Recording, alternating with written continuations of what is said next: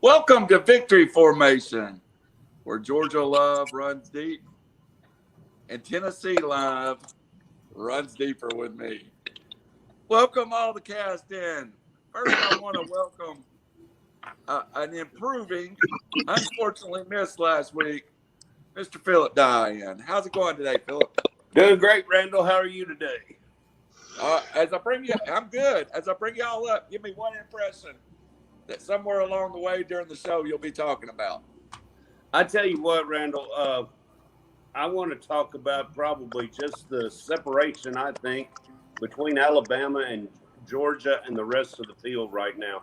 I think that, as we saw yesterday, 2 dominant wins, and I think it's just up to them to get it done. It's all down between them now. Good. I think you've got it. Geoff Davis? Where'd I get that from? Jeff Miller, feeling better this week too, and on better Wi-Fi. Welcome back to the show.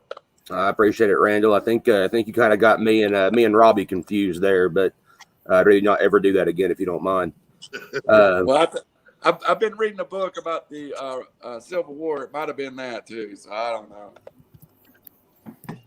But as far as college football goes this week, similar to what Phil said, I think the disparity between how good Bama and Georgia have been is very large. They are obviously 1 and 2 in the country.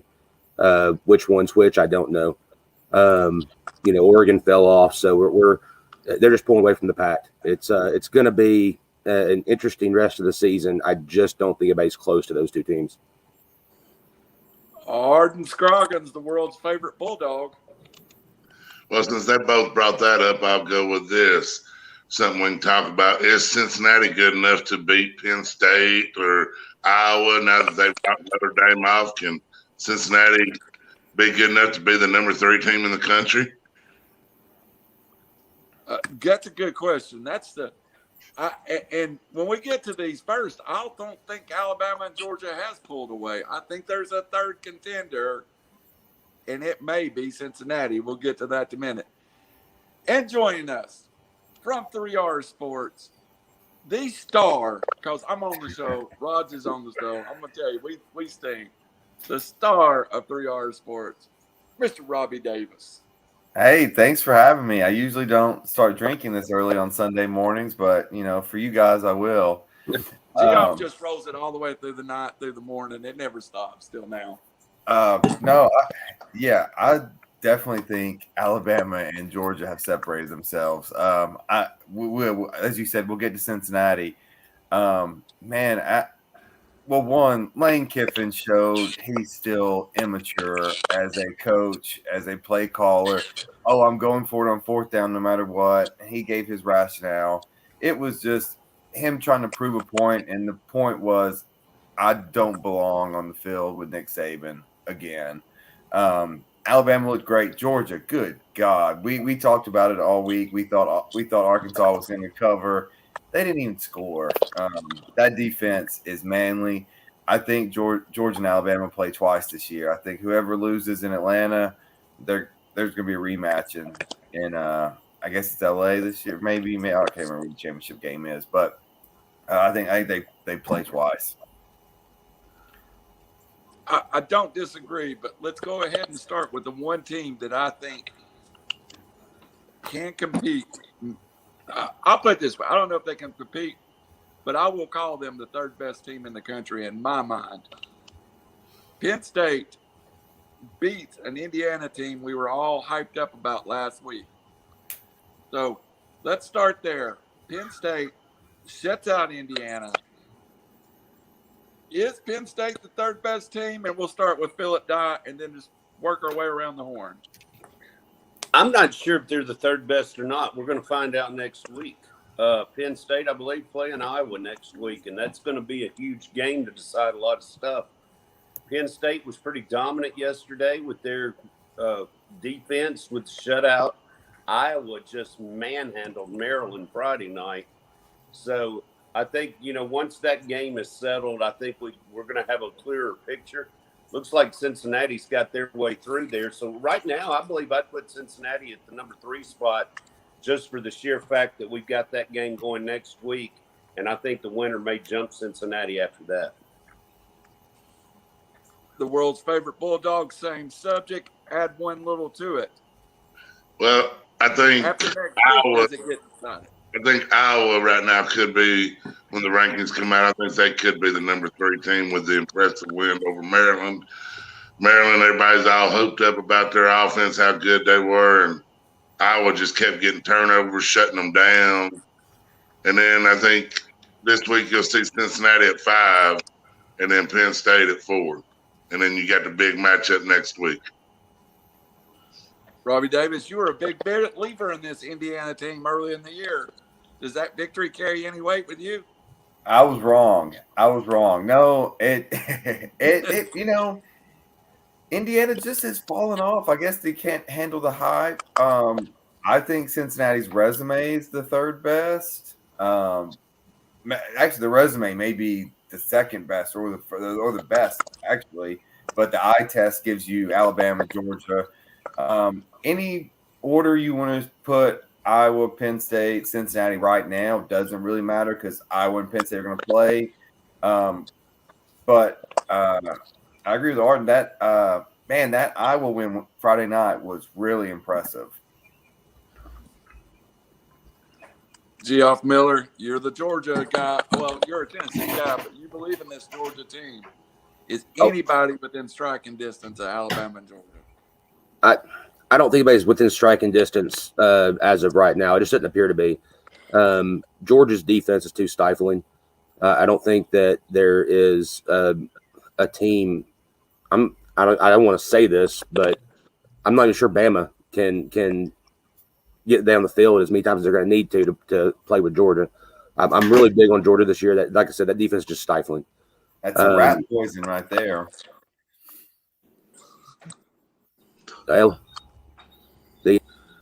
As far as the 3, 4, and 5, I agree with Robbie. There's no point in kind of labeling that right now. If you're going to force me to, Penn State's going to stay at 3 after the Oregon loss. I don't think there's any reason to move them down. Iowa's going to be 4. They play next week. We'll figure that one out. And then whoever loses that one, and I do believe Iowa's the better team. They have played in some pretty big games as far as they're concerned, especially the Iowa State game, and they played well doing it. So I believe you'll see Iowa at 3 after they beat Penn State next week, and then followed up by Cincinnati at 4. I think that's where we'll end up next week. All right, getting around the top 25, Auburn wins late against LSU. Clemson squeaks one out against an undefeated Boston College team. Oklahoma State beats Baylor. Robbie Davis, I'm going to start with you on this one, though. Florida lays and everybody can say, Kentucky's a good football team. Florida will wrap that game in a bow for Kentucky. Is this the point we might see more Anthony Richardson moving forward? I think so, and I think a little bit out of necessity and a little bit out of trying to change the narrative. Dan Mullen somehow lives in this kind of on this pedestal where he is above criticism from the national media. If Georgia did that, Kirby Smart would be crucified for losing a game like that. Somehow Dan Mullen just skates by and, he's a fantastic play caller. It must have been the play. It must have been something besides just he didn't have his team ready to play. Mark Stoops is a really, really, really good coach. That Kentucky program is good. But you're the University of Florida. You should not – I don't care how good Kentucky is. You should not be losing to Kentucky. It's the same way Tennessee should not be losing to Vanderbilt. It just should not happen. So, yes, I think Richardson plays more, and I think it's going to be, hey, that's 2 SEC losses now. Georgia looks like a heavy hitter. They don't play Alabama in the regular season. Florida's not getting to Atlanta. Very, very, very good point. That almost clinches Georgia's spot in the SEC championship in my mind. Arden, what do you make of the Florida loss? Well, I have to agree with Robbie there. I don't think Mullen had them ready to play. And the quarterback issue. I'm not big on Emory Jones. He can run with the ball good. He makes some good passes, but he just can't do it when the pressure's on him. Richardson, I think you'll see more of him. You got to get the offense going. Florida's got a pretty good defense. You got to get the offense going there. That's what's killing them. Geoff Miller, quick word on the game. Yeah, sure. Florida, they just really laid that egg. I thought they were a better team than that. Of course, I made the comment earlier this week that with the way Tennessee played them for at least a half, our lack of depth killed us in the second half. But I think we played them to a 17-14 halftime score. And we just know that Tennessee is not where we want them to be right now. But if they can play Florida for a half like that, Kentucky did exactly what they had to do. Like Robbie said, Mark Stoops is a great coach. He had him ready to play, and they took it to Florida. I think that kind of is going to set the tone for Florida the rest of the year. They're just not quite what we thought they should be or we thought they were. So, again, Georgia's a team to beat in the East, and they'll take care of business with Florida. Phil, let me add a little more to it for you as we move into the next subject. I'll let you get your Florida word in too. Oklahoma State beats Baylor. Ohio State beats Rutgers. Tennessee over Missouri. Texas over TCU. I want to get those scores out there so we can focus on the rest of them. Phil, can you finish this off on the Florida game and open us up on Alabama crushes Lane Kiffin's hopes and prayers? So Florida, then into Alabama. Well, I think first of all, Kentucky crushed Florida's hopes and prayers as well last night. That game could have been a little worse. I think there was a really bad missed pass interference call in the end zone that could have given Kentucky another touchdown. So, as everybody said, Florida just laid an egg. They weren't ready to play. And, I think whatever fan you are of in the SEC, you're probably not a Florida fan. So go Cats. So, going on to the next game, though, Alabama, man, they just came out. I actually thought Ole Miss could hang with them a little bit and score some points. Lane Kiffin came out early and often and showed, as Robbie said earlier, what an immature coach he was. I think you got to take some points early against Alabama if you want to stay in the game. He decided he was not going to punt, and it backfired on him. And you just can't play backyard football against Alabama and expect to do any good. And it showed yesterday, and Alabama just rolled. Geoff, give me the one thing that Alabama, you talk about Georgia's defense. Now give me the one thing about Alabama that makes you go, this is the reason they win the national championship. I think it's the thing it always has been. The coaching from Nick Saban, the ability to switch directions and him read a game, I think it's what always has given Alabama the leg up. I mean, not to mention they get 5 stars for days and they have all the talent in the world, but all the talent in the world doesn't make you a good football team. So I think Nick Saban is that X factor that really comes forward during these games because he's just a heck of a coach. Arden, anything to add about the Tide while you got your big Georgia Bulldog shirt on? Hey, they look good. And like I said, they're number one until somebody beats them. I mean, I blame a lot of that game on – I don't blame it on Ole Miss's players. I blame it on the coaching staff. But he played right into Saban's hands, and Saban showed him. Robbie Davis, Alabama Crimson Tide. It's not hard to break them down, but tell us what you think. And I'll hit you with the second question for the next subject. I mean, Ole Miss brought a talented football team into that game, and for them to play a 3-2-6 defense all game, and Nick Saban just said, okay, if that's what you're going to do, we're going to keep running it up the middle and just time of possession. First, they just ate away first down. Like, if you're going to tell me what you're going to give me, I'll take it over and over and over and over and over again. And Lane didn't adjust. That was probably the most disappointing game from a play calling, from a head coaching perspective that I've seen in a long time, as much as it was hyped up. And it was just, it looked like me playing NCAA football out there. I agree. Now, Robbie, while I got you here, we've talked about this team ad nauseum on 3R Sports. And yes, I did get a vocabulary book, so the as nauseum is me. But we have talked about them a ton. Raj, of course, graduated from Cincinnati Law School, and he's a big proponent of the Bearcats. They did nothing yesterday to bring my hype about the Bearcats down. Oh, no, I completely agree. Notre Dame's a team that they've got some good wins this year. Cincinnati dominated them start to finish.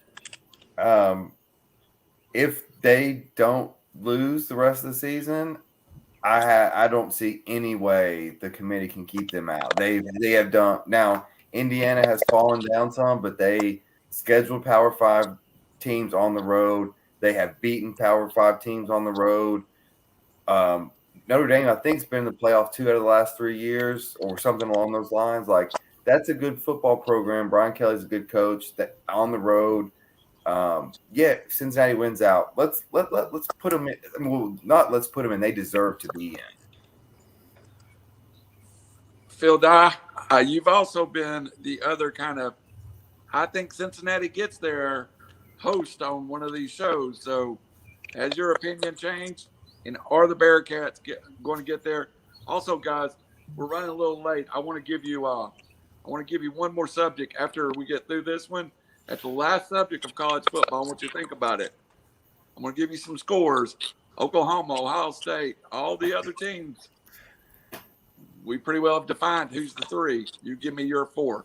First of all, Phil, let's go with Cincinnati, and we'll come back to the 4. I just want to have everybody have time to think. I think that definitely Cincinnati's still got a great shot to get into the playoff.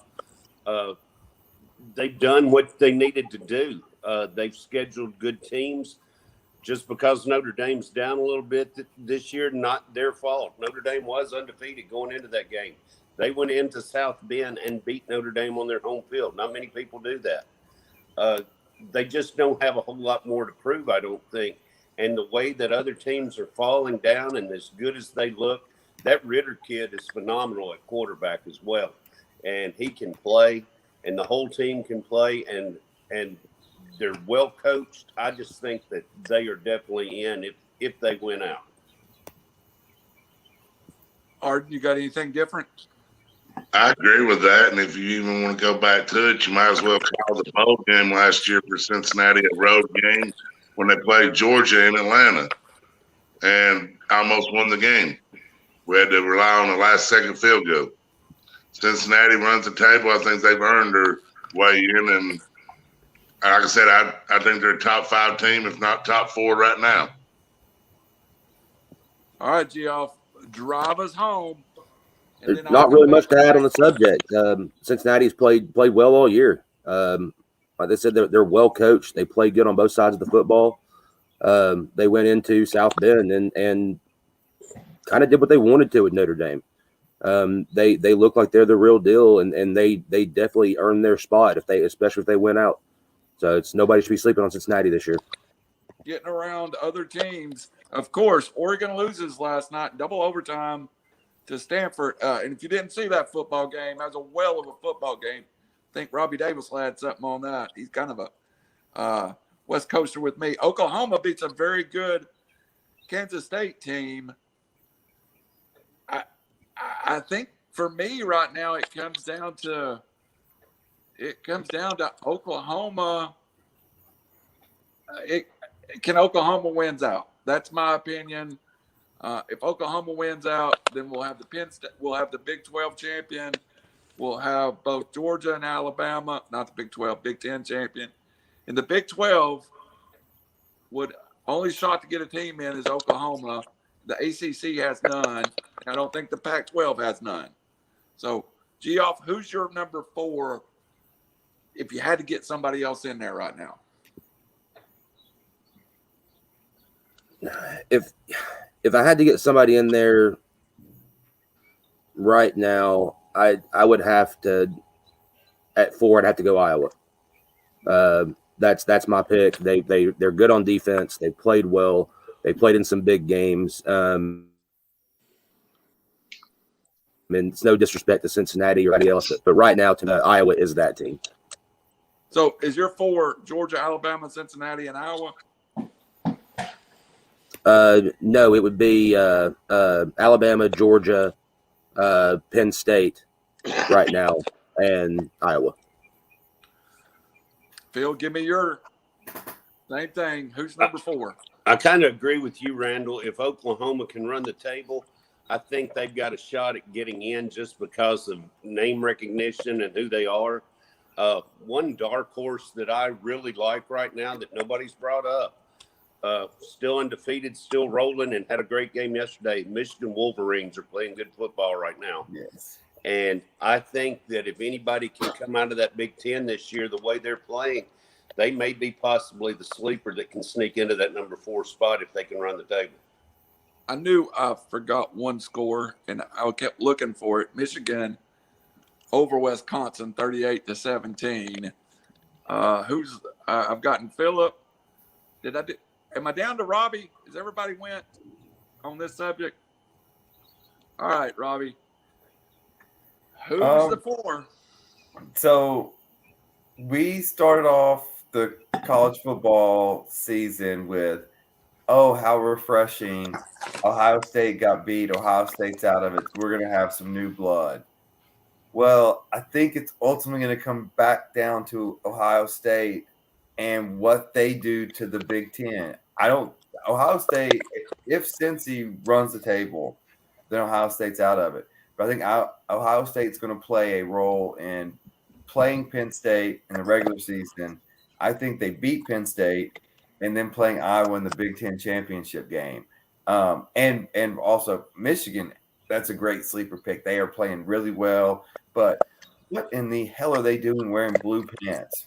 They have the best uniforms in sports. Just keep it simple.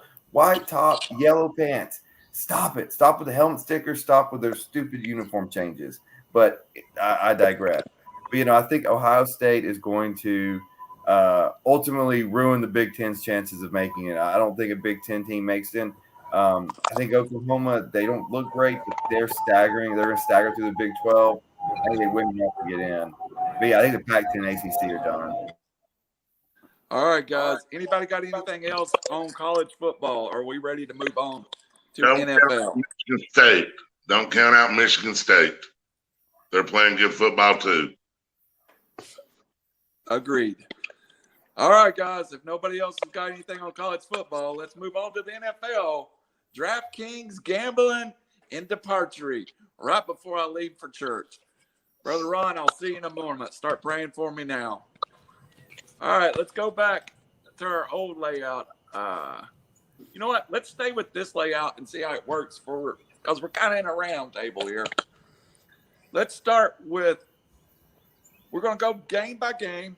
If you've got gambling on it, shout it then. If you got DraftKings on it, shout it then. There may be a couple of games I just say there's nothing of interest in unless somebody's got a gamble pick. But let's start there. Has anybody got anything for Indianapolis and Miami? This is just the game of injuries. I mean, Indianapolis comes in limping. I think Miami too is still hurt. I think Indy's a better team. I think Indy's a better team. I think Miami's better coached. I think it's going to be a close one. I would stay away if I was gambling on it. All right. I don't see a lot of DraftKings there either. No, I don't see no DraftKings. Next, a game I do have one DraftKings or several DraftKings picks in. Let's start with Mr. Phillip Dye. Houston at Buffalo. What do you got there, buddy? Well, I think Buffalo, obviously, you start with Josh Allen right now.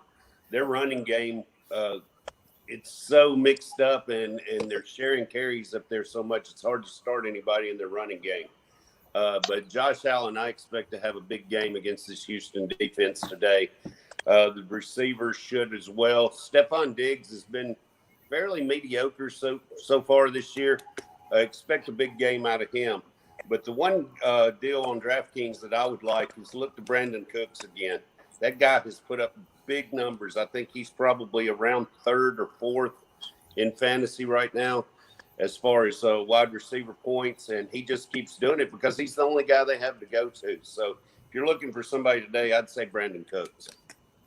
All right, Geoff, who you got? I'm not going to hit on the big players. We know who they are. I think if you're looking for a cheap wide receiver in that game, I've been playing in the last couple of weeks. He's caught some football. He's got some touchdowns, I believe 1 or 2. And Gabriel Davis is only 3,400, I think, this week. And he's been making some plays. So I think at 3,400, if you're looking for a cheap receiver, that's a route you can go there. Arden Scroggins? Geoff steals my thunder there. I do like Gabriel Davis' good play today. I've been playing him also some. I think you'll see Emmanuel Sanders fall off a little bit. So, and then you got your big names. And other than that, I mean, Buffalo's defense, if you want to pay up for them. Robbie Davis, our gambling expert, pulls in 17.5 and 47. I like the 47.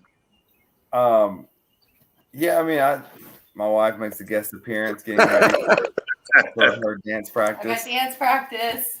Go Dance. RiverCity-Media is a sponsor of that. I don't care.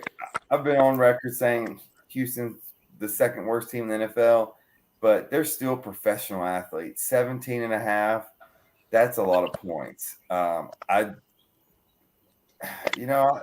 I think Josh Allen lights them up. I think Houston gets a few garbage touchdowns. I think they cover, and I think it goes over also.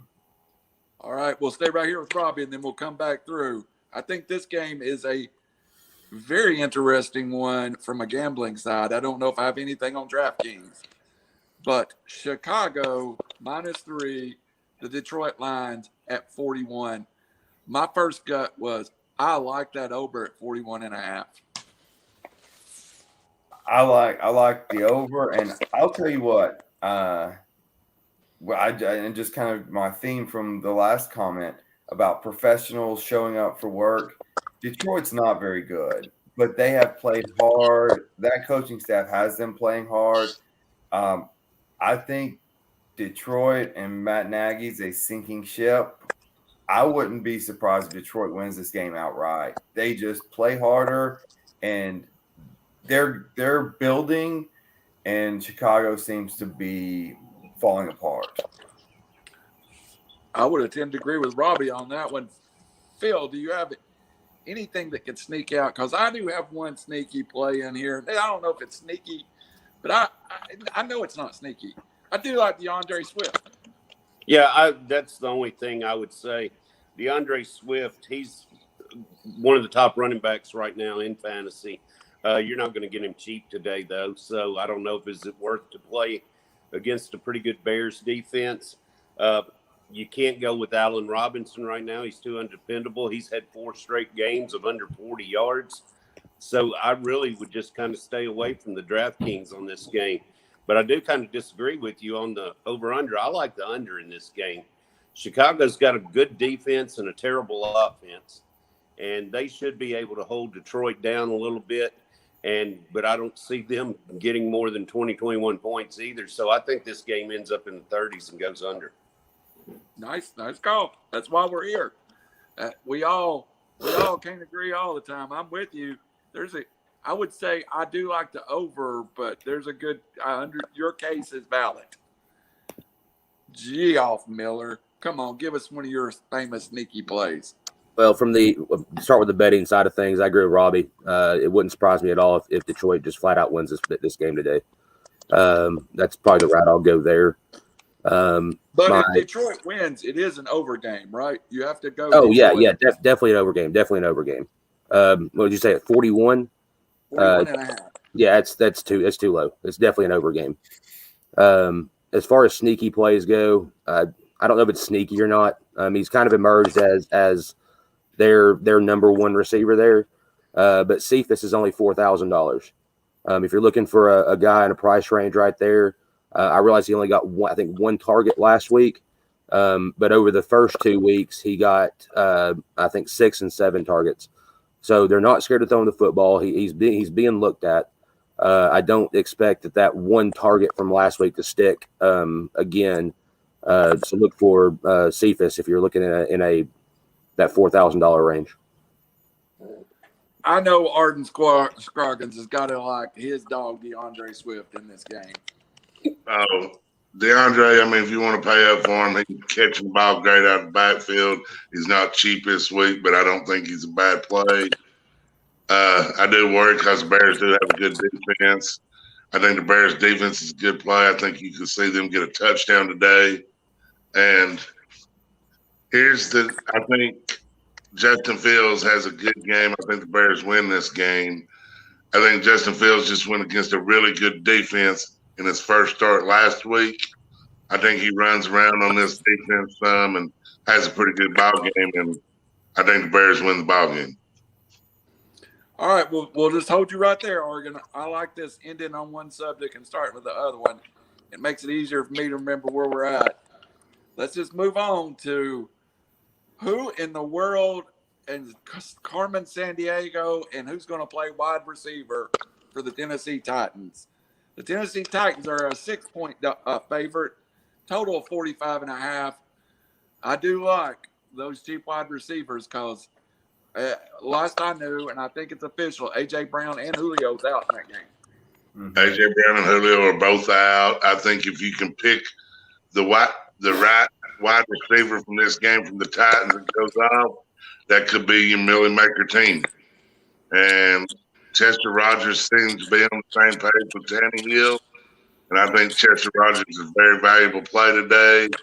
And I'm not sold on Derrick Henry having a good day just because I think the Jets make these other receivers step up and put 8 and 9 in the box. My dart throwing buddy from Hickson, Tennessee, Geoff Miller. I think I said it earlier this week, and Robbie and company weren't very happy with me on Thursday, I think it was. But the Jets have a half decent defense. I'm not going to say great, but they're pretty good on that side of the football. If they stop Henry, which I think if they're smart, they'll key in there. I don't see the Titans winning the 6. I'm going the Jets here today to cover the 6-point spread in a fairly low-scoring game. And like you said, the cheap wide receivers are a play, but I've been kind of on the fade for this game all week. I think I'm going to leave this one alone on the DraftKings side of it. Robbie Davis, you're the Titans expert. Tell us why we're all wrong. You know what? I don't know what more I can say that Geoff didn't just say. Oh, hey, just stop Derrick Henry. Yeah, that makes sense. No one's tried that before. Yeah, they're gonna load the box. He's gonna run it still. That he's just a monster. He's gonna keep getting forward yards after pound them. I don't do DraftKings or daily fantasy, but I agree.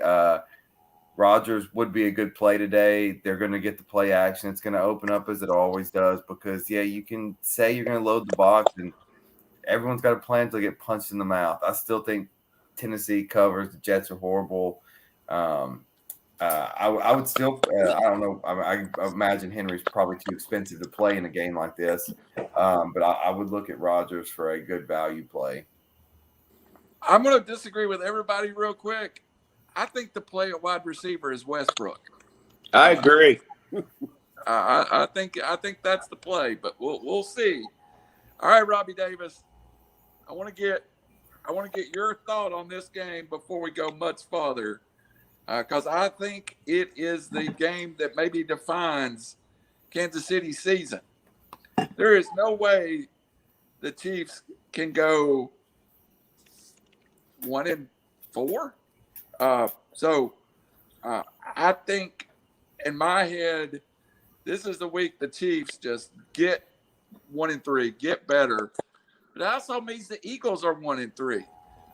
I think both of them are good football teams. Right now, the Chiefs are 6.5, total 54. Break that down for me. And also remember, I might think the Eagles are a good football team because I saw them destroy the Falcons, and we've established the Falcons are in between 30 and 32. So go off, Robbie Davis. So this may be the first time in Patrick Mahomes' career that there's pressure on him, which seems crazy because he's played in 2 Super Bowls. But this is a Chiefs team. They've yet to have a lost season with him. If they lose today in that division, that climb becomes monumental to get back in it. They've got to win today. They're, I think, 6.5-point favorites. I think Philly's a good team. It is imperative they get the lead first. They cannot play from behind. I think Kansas City wins. I think they cover. But this is a very interesting game, and I think it's a game the Chiefs cannot lose if they have hopes of making the playoffs and making a Super Bowl run. I agree. Philip Dye, I think this game is right in your wheelhouse. I may be reading you wrong, but first 3 weeks, I think you're going to tell me Jalen Hurts is a play today. I think you're wrong on this, Randall. All right. I think Kansas City rolls today. Absolutely rolls. Philadelphia, if you look at what they did Monday night, they carried the ball 3 times with their running backs. They've got to start running the ball more. Obviously, that did not work against the Cowboys. I think Kansas City just comes out. Andy Reid went to the hospital last week after the game. They're desperate for a win. They're going to come play for the coach today, and I think they're going to win probably by 2 scores in this game. I take Kansas City big today. All right. Good read. Next man up. Definitely agree with Phil there. Kansas City's gonna get it done today. There's too much talent on that team. Again, I said it earlier this week that I don't think this is make or break right now. I think it's too early in the season for that. I don't think that Kansas City needs to worry right now. Now, of course, moving forward, lose this game, you start to look that way. But there's just too much talent on that team. I think they're going to roll. They're going to more than cover the spread. With that being said, on the DFS side of it, I don't hate the Jalen Hurts play today for the exact reason. And you're right, Phil. They need to start running the football. But today is not that day. They cannot run the football today and win this game or even come close to it. So they're going to put the ball in the air, try to keep up with Kansas City. A whole bunch of passing. So I don't disagree with the Jalen Hurts play today. My favorite play coming out of this game may not be either one. May not be Jalen Hurts. If I have one thing I'm going to play, and I don't know which one it is, I don't know if I can get out of not playing Kelsey or Hill. But what's your call, Arden? Travis Kelce, he just puts up big numbers every week, it seems like anymore. I mean, everybody gets so scared of Tyreek Hill. They're trying to protect it deep, and the middle opens wide open for Kelce. I do agree with that. Jalen Hurts isn't a bad play. I think he gets a lot of garbage time fantasy points today. I love Kansas City to cover the spread. I think Kansas City jumps out on them 2 or 3 touchdowns. Hurts is running around throwing the ball. So, yeah, but I think Kelsey's the safer play than Tyreek, even though Tyreek's got a higher ceiling than anybody in the NFL probably. Do you know how terrifying it is that we all like Kansas City to cover? Good point. So people out there betting, take the Eagles. Right. The Eagles and under seems to be a consensus among this group now. All right, the next game. I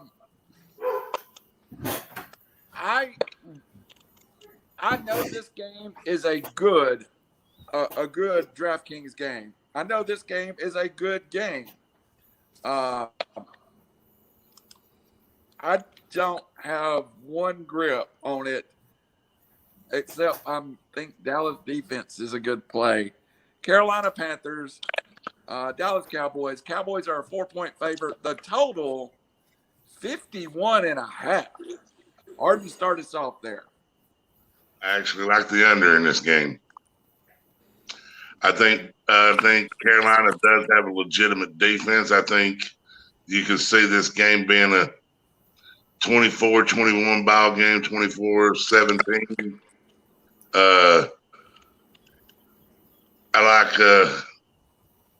I don't really love a lot on the offensive side of the ball. Dallas's defense could be a play. They're playing better. Carolina's defense is good. I mean, personally, you can take any of the receivers from Dallas. You pick your one or two. You can take Mari Cooper. You can take CeeDee Lamb. But other than that, I'm not big on this game for DraftKings for fantasy-wise. Geoff, you always know the Panthers. What do you got? Well, first off, I don't think I've ever in all the years I've known Arden heard him say, I like the under in this game. That is something that has never, ever said. Kind of shocked me, to be honest with you. But with that being said, Vegas is Vegas, guys. They're good at what they do for a reason. And as playing on the DFS side of stuff, we do have to take into account some of these high scoring points or point games, because that's where the score's coming from, according to people that know this and make a lot of money at it. So we say it every week. I think that if you can pick this game right, this could be the game that wins you that $1 million. Now, picking that game right is going to be a lot tougher than that. I've been big on Sam Darnold all year. I said at the beginning of the year that he's going to be a top fantasy quarterback this year, and so far he's living up to that. I do like the Sam Darnold play. Without Christian McCaffrey, they've got to do something, and Vegas obviously thinks this is going to be a high-scoring game. So, I may stack this with Sam Darnold and DJ Moore and Anderson. I don't hate the play. There's got to be points scored, so there's that. Good call, Geoff. Robbie, do you ever call an under? Because I really do think that's the first for Arden.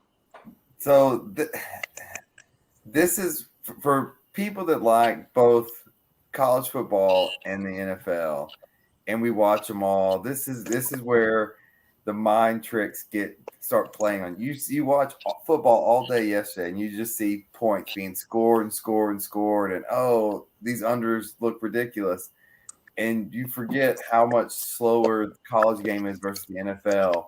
I'm looking at these lines, 51.5, and you look up, you got over-unders in the 40s. This seems high to me also. I agree with Arden. I think unders to play. I think they're going to – both teams slow it down and play ball possession football. So I like the under too. As far as who wins, I have no idea. I think both these teams are pretty good. Darnold and the Panthers are playing really, really well. It's at Jerry World, though. This is a legit just coin toss to me. So, I mean, if I'm gambling, I'll take the points if you're going to give me points, but I wouldn't sleep tight. I like that assessment. Now, I put us on 5 wide because there's 2 more games coming up here, and I don't think we're going to have a lot of DraftKings, but let's get your all's take. First of all, and I'll just open it up if anybody's got anything to say. The first game I talk about is the Giants at New Orleans. Let me get that line. Giants. And Plus 7. 7. Plus 7, 42 total. Anyone, Robbie, you're going to say something gambling-wise? I mean, the Giants are horrible. The Saints are better coached. Are they a touchdown better? I don't know. This is, if I have to pick, I'll take the Saints by 10, but again, this is a vomit game. Like, just I don't want to watch it. I don't want any part of it. But since you asked, I'll take the Saints. My 3 DraftKings experts. Anybody got a play out of this? Come here. About the only play I got out of it. I got one. I'll throw out for $3,000. Evan Ingram led their team in targets last week. Wide receiver core is beat up. I know Slayton's out. I think there's a chance another receiver misses. I do like Evan Ingram at 3,000. Yes. Shepard's out too, so good call there. All right. Let's go on to another make you vomit game in the immortal words of Robbie Davis. Robbie, the Falcons and the Washington Redskins football team. Washington football team.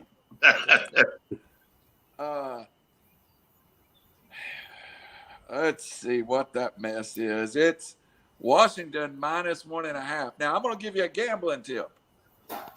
Y'all stay with me. Matter of fact, listen close. I am the voice of a high school football team. I am a graduate of the University of Tennessee. I am an Atlanta Falcons fan. My high school team won. My college team won. In 10 years of tracking it once when I was a kid, I had 2 weekends when all 3 teams won. There is no way the Falcons wins this game. The greatest play ever is the Washington football team money line or lay the points. The Falcons are going to get blown out today. Robbie Davis, now tell me why I'm wrong.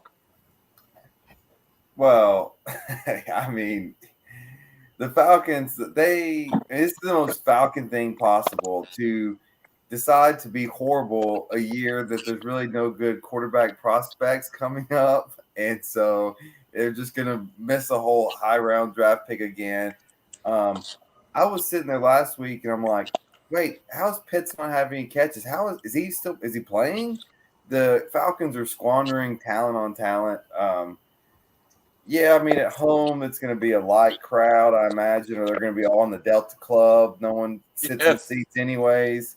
So, I think the football team's more motivated, just professionals again. Yeah, I agree. I mean, I think the Falcons somehow find a way to lose at home to a bad football team. Bill, but there is some DraftKings play there. There possibly may be, Randall. Number one, I think maybe you should start rooting for some different teams. Jeez. I haven't had that problem, actually. My favorite high school team is number 1 in the state right now. So, DraftKings on this one, I don't know. It's hard to see. I like Curtis Samuel coming back today for Washington. I think that's going to take a whole lot of heat off Terry McLaurin.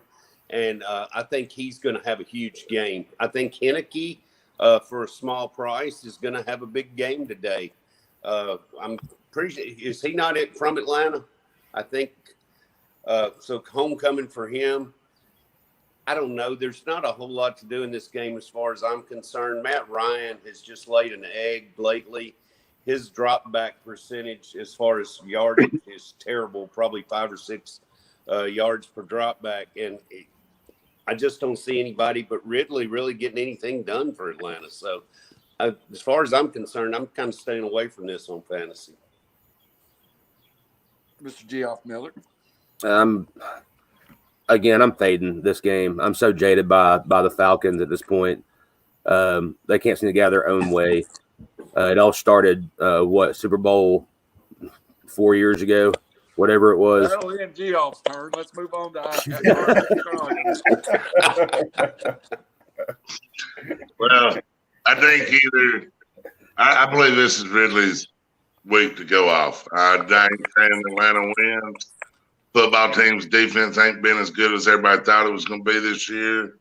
I think Calvin Ridley has a big day. If not, then he might be in trouble for the year because he ain't going to get a better chance to have a bigger day. New rule for the show: no bringing up the Falcons in the Super Bowl ever. I feel like I just got muted like on Around the Horn. Like I you don't just think totally we're turned me going off. to have to bring up the Falcons in the Super Bowl for a long time. But no, Who won that game, by the way? All right, we've got a few minutes, and we're going to try to get through it. There are 4 monster games at 4 o'clock. Let's start with Seattle, San Francisco. 52 is the total, 2.5. The Niners. These are monster games. Let's see if we can get through all 4 of them in 10 minutes. so yeah, I mean, Seattle play everything. Russell Wilson gets his all the time. You've got both the wide receivers try to figure that one out. It seems like Lockett's gone off here more lately than Metcalf. Although I think that Metcalf has a more scoring power going forward as far as DFS goes. I wish I could figure out what's going to happen in the 49ers backfield because they're a run-first team anyways. I might take a flyer on Sermon today, see what happens. As far as the gambling side of it, I don't know about this one. I'll let that go to Robbie. Arden. Well, Mitchell is doubtful, so taking a flyer on Sermon may not be a bad deal. They're saying Mitchell's probably not going to go in this game. Probably my biggest play in this game. Seattle's defense ain't been that good. I like Deebo Samuel and I like George Kittle for the 49ers. Phil. Yeah, I'm a 49ers fan, have been all my life, but I really like Seattle today. 49ers have dropped 5 in a row at home outright, and I kind of think Seattle's going to come in with a chip on their shoulder.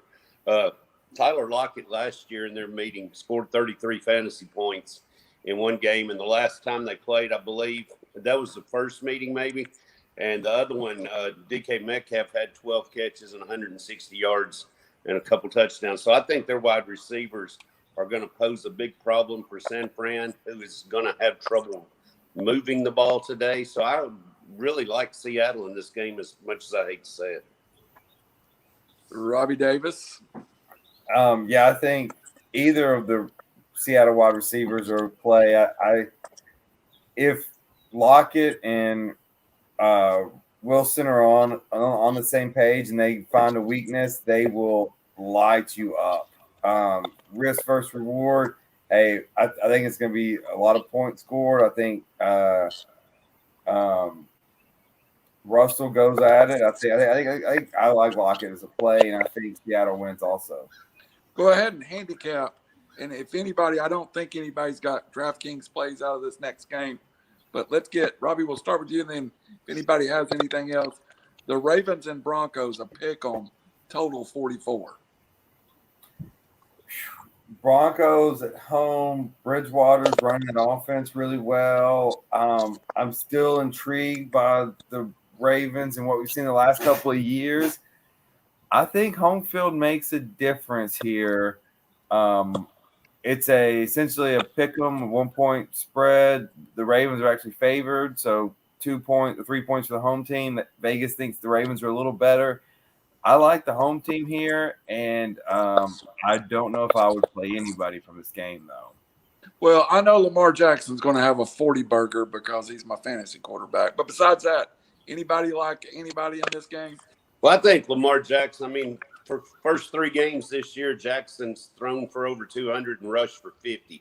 So he's been very steady so far. But at his price, I really don't think you go get it. The one player I do kind of like at a small price today is Tim Patrick from the Broncos, wide receiver. He scored 12 or 13 points last week, and I think his role is increasing quite a bit, and he could be a good sleeper pick today. Anyone else? No, I have nothing. All right. We got through that one. We'll start there with Mr. Philip Dye in what I think could be an absolutely great football game. The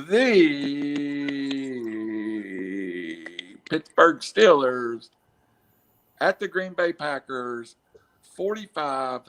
Packers 6-point favorites. You know how I love to hold up my DraftKings and show everybody what I'm doing. So let me go ahead and just let you see who Randall's quarterback is and 75% of his DraftKings lineup. I don't know if you can see it. Focus is bad. But that's Mr. Aaron Rodgers and 75% of my lineups. Philip Dye, what do you have? Yeah, I think Green Bay rolls in this game. Aaron Rodgers, Devontae Adams, probably the best hookup in football right now. One play I do like, though, is the Steelers with Najee Harris. The guy is catching balls out of the backfield. He's running the ball out of the backfield. And he's basically been their only offense lately. Their wide receiver core is just beat up really, really bad. I don't see them having a lot of options to go to there. Najee Harris may be the play and the only type of offense that Pittsburgh can muster today. But I like the Packers big today. What's your shirt say? You're killing me, Smalls. Yeah. All right. Fire it up, Smalls. Yeah, I don't disagree with Phil there. The one thing I will add to it is Deontay Johnson. He gets tons of targets every week. It doesn't always translate into anything, but that is opportunities. I think if you're going to take a receiver from the Pitt side of it, Deontay Johnson is where he should go there. Like I said, he just gets tons of looks and tons of targets. Our run back is Deontay Johnson in most lineups. Arden Scroggins. Well, I mean, I agree about the Deontay Johnson gets a lot of targets. I really like Harris. I mean, Big Ben's lost it. He don't have the arm strength no more to throw it down the field. It don't seem like. So I think that hurts Deontay Johnson. And of course, what's not to love about Aaron Rodgers and Devontae Adams on the other side. Robbie Davis, what's the handicap there? That seems like a game. I like that total. This is, there's been the rumors all week of Rodgers wanting to go to Pittsburgh next year. I think he loves that. He loves the drama. He's going to put on a show. So I like Rodgers. I like Devontae Adams. This is, as Vols fans, as some of us are, this is the equivalent of Gruden coming to call a game in Knoxville. The rumors are going to be flying. Oh, Aaron Rodgers, they're putting on a show. I like the lineup. Get Rodgers, get Devontae Adams, overpay if you have to. I think it's a show tonight. All right, Robbie. We'll start and end with you at the last 4:00 game, and it's a barn burner. The Cardinals and the Rams. Right now, the Rams -4. The biggest total on the board, 54.5 points. That's a big number for an NFL game. Yeah, they're begging you to take the under, and I think the over is going to hit. This is a big number, but I think we're going to have a shootout. Kyler Murray's probably the most exciting player in football right now, but Stafford and that Rams team is probably the best team in football. So I like them to score a lot. I like Kyler to play from behind, and the Rams match everything Arizona does. So a lot of points, a lot of numbers on this game.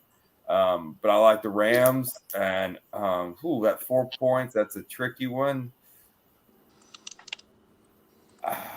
You know what? I think the Rams cover. Arden, can we get 2 unders in a week? No, you can't get to the in a week. I absolutely love the over in this game. I think Robbie hit the nail on the head. It's going to be a shootout. And Cooper Kupp and Matthew Stafford are on some wavelength together that I will have a stack with Matthew Stafford and Cooper Kupp in it today in DFS, without a doubt. And might even run it back with a little bit of Christian Kirk with Arizona. Geoff, your boy's throwing a lot at that one. Stafford and Kupp. You can play anything else you want, but you have to have Stafford and Kupp. Kupp has been the number one wide receiver all year. Stafford finally has guys to throw the football to. He's finally on a good team and gets to show what he actually is. Stafford and Kupp. That's the last time I'll say it. I'm fading them both. Philip, Yeah, I look at this game one way. Matthew Stafford's been the NFL Offensive Player of the Week twice, and the week that he wasn't, Kyler Murray was. Therefore, this game is definitely going under. The reason I say that, I'm going to pick this game somewhere around 27-21 Rams.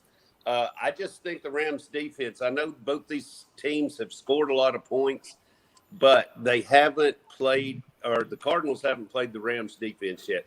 Aaron Donald, one of the most amazing NFL players that you'll ever see. I just like this. I think the total's too high, and I don't know why. It's just a gut feeling, but I'm going to go with the under in this game. I'm going to take the Rams, number one, because Sean McVay has never lost to the Cardinals since he's been there. He's also All right, 40-0, leading at halftime. True, Yeah. he is. This will end our normal slate, but we would be remiss if we didn't talk about Sunday Night Football. The Tampa Bay Buccaneers traveling to Gillette Stadium, the house that Robert Kraft built, if you believe that. Of course, where Tom Brady, Bill Belichick, put the greatest dynasty in NFL history together since maybe the Packers in the 60s. Right now, the line is the Bucs minus 6.5, total 49.5. Philip, give me your thoughts on this game. Well, I think everybody's thoughts on this game start with Tom Brady going back to Gillette Stadium. He's 68 yards away from breaking Drew Brees' record again that Brees took from him last year. So it's only fitting that he would do it in this stadium, I think, to become the all-time leading passer. I think that Tampa Bay's clicking right now, and I just think that they go in there. There's too much hype about the game. Brady's going to be just clicking on all cylinders, and I think New England just won't be able to stop Tampa Bay, and New England's running game will not be able to run against them. Therefore, that equals Tampa Bay winning and covering for me. As long as you don't bring up the Super Bowl, Geoff Miller. I won't bring it up again, Randall. I'm sorry. I mean, there's a bunch of plays here. I think one of the most impressive guys on the Tampa Bay side of it this year has been Gronk. He lost weight. He got himself back in shape. He's just looked really good all year. It's unfortunate that he's out, but keep in mind going forward that he just looks better this year. Plays from the wide receiver side of it. I can't figure this out. I never have been able to. Between Evans, Godwin, and Brown. Godwin. I want to say Godwin, although it to some extent it feels like an Evans day. And with that being said, Brown will go off. So I don't really know where to go there. Figure that out. That'll help you out there on Sunday night. And I don't really have much from the New England side of it. Tampa Bay's going to roll. There's just nothing to stop them. So I like Tampa Bay tonight. Arden. I like Tampa Bay. I mean, I just don't think New England's got it this year. Tampa Bay rolls. I think Godwin's your more consistent play this year at receiver. He seems to be getting more targets for some reason than Evans, and Brown missed a game, but Godwin just seems to be putting up steadier numbers. But I think Tampa Bay rolls, and I think in the showdown line, Fournette could be a good play. Robbie Davis, this is your dream game. You've been hyped about this game all week. You know, I'm not a New England fan. I'm not a Tom Brady fan, but this just oozes just drama and just everything you love about sports. Do you guys know that if Tampa wins tonight, Bill Belichick will be the 100th coach that Tom Brady has beaten. That's nice. Unbelievably an outrageous statistic. 100 different coaches in the NFL. There's only 32 teams, 100 different coaches. He's going to set the NFL all-time passing record in New England. He is coming out scorched earth. He is going to light them up tonight. And Bill Belichick, it's going to be like, I just don't have the tools to stop it. I can't wait. Guys, I give you one thing that I really believe in that single game DraftKings slate. I really like Mac Jones in the single game tonight, along with Jacoby Myers. I think they found a little something there. I agree with everybody's assessment. I think it's a smoking, but I do think that in the single game, I'll probably throw that stack in there to run back. We'll go to Monday night real fast. Wait, hold on. Wait, Randall, can I? Would New England winning tonight, would that be the biggest upset of the day, or is there another game that would surprise you more? No, I actually in my head keep thinking somehow Belichick is going to figure out a way to win this game, and that just might be my Super Bowl that Geoff brought up. That might be my post-traumatic stress syndrome. But I really think Houston beating Buffalo would shock me more than this. That's a 17-point line, though. But I had to look through every game to come up with one. All right, Jets guys. maybe too. Yeah, the Jets possibly too. Don't jinx my Titans with that kind of talk. All right, last game, and we'll just do this one round table. Let's just quickly, outside of Herbert owners and Raj Mehta, I don't know if anybody cares a whole lot, but I think it's a fun DraftKings day at night, Monday night. The Raiders at the L.A. Chargers, renewal of a big rivalry, -3 and a 51. Robbie, we'll start with you, and we'll go around the table real fast. Yeah, we talked about this game on Tuesday as Randall and I both lived in Southern California for some time. It's going to be a Raiders home game. There's going to be tons and tons of Raider fans there. With that being said, I think Buffalo and the Chargers are my AFC Championship teams. I think the Chargers are really, really good. I like the Chargers at home. At least they get to dress in their locker room. So I like the Chargers, but I think it's close, and I think it goes over. Arden Scroggins.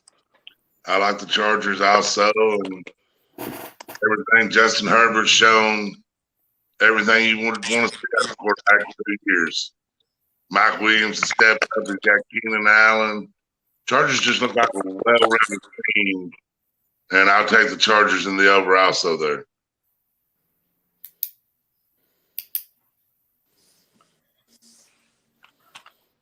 Do we lose Randall? Yeah, go ahead, Phil. Yeah, I like the Raiders in this game for some reason. I'm not big on the Chargers this year. Haven't been since we started the season. Derek Carr is putting up massive numbers right now. I think he's now got 5 games with 300-plus yards. I do like Mike Williams for the Chargers this week. He's been getting a lot of targets. He's been scoring a lot of touchdowns. Justin Herbert also just usually seems to have a field day against the Raiders, so he could be a big play. I think this game's going to be close, but I think it's going to be more of a home game for the Raiders, so I'm going to take them in a close one. Geoff Miller. Sorry, y'all. I had to check waiver wires. I did just get Curtis Samuel and Ryan Tonyan. My fantasy team got better. Geoff Miller. I can't get over the Raiders being undefeated. It's like there's magic over there. I'm going to go with Phil on this one. I think that the Chargers are actually the better team, but the Raiders are going to find a way to pull this out like they have been here lately. So I'm going to go with the Raiders to win this one on Monday night. Robbie Davis, I got one more thing for you before we wrap it up. You love everyday waivers, and not everybody's got 17 wide receivers on their fantasy team like you. Hey, the commissioner is in my living room right now. I will tell him as soon as we get off here how stupid the daily waivers are. I did not vote for it. Guys, this was a really good victory formation. I think we had a nice mix of gambling and daily fantasy and college football. This was almost like a real show, except for the host who was eating cereal if nobody noticed. I pulled that off. I did really good. Final comment from anybody? Robbie. Yeah, so yesterday, just as I was getting ready for Vols basketball season and reading the practice reports and gearing up for that, what happened? Oh, a little bit of hope. Josh Heupel and the Volunteers roll into Mizzou and smoke them, and gives me a little bit of hope to stay tuned from football season, where we should be going to a bowl game. I don't have any unrealistic chance of Georgia or Alabama, but we should beat Carolina. We should beat Kentucky. Be close. We should beat Vandy and South Alabama. We're going to get to a bowl game, extra practices. Let's see what Heupel does the rest of the year. Hope is back in the air. We'll take a victory over 62 on Missouri, and we'll ride that for a while.